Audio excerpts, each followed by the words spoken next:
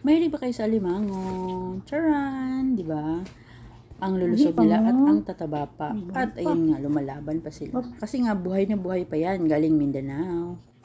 At pansin ko nga pala, pagka ganitong kulay, at ganito kalusog ng mga alimango, ay masarap yan. At kung makikita nyo kung nakakain na kayo ng ganito, masasarap talaga siya at ang tataba pa. Ayan nga naman ang ginawa ko ay kinuha ko na siya isa-isa.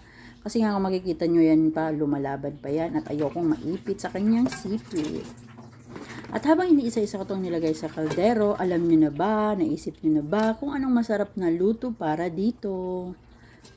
So kung yung iba ay ginagawa nila ay pinanglalagyan nila ng gata o di kaya na may ketchup or chili powder ang nilalagay nila, kami hindi. So isang lutuan lang to at ang ilalagay natin dito ay itong ating 1 litro ng Sprite. Oo, 1 litro, ilalahat ko yan, uubusin natin yan.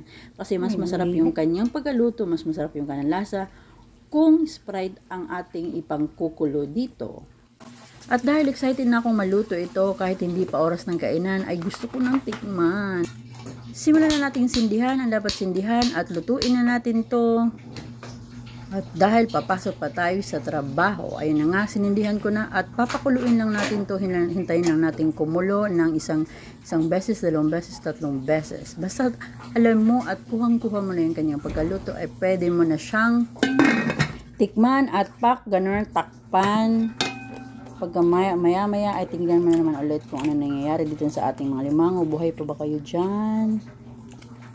So, ayun na nga, charan. Ito na nga ang ating hinihintay. Tingnan mo naman yung kanyang pagkabula-bula at yung kanyang kulay, yung kanyang katawan, di ba? Ang taba-taba niya at mukhang ang taba-taba din ng nasa loob niya.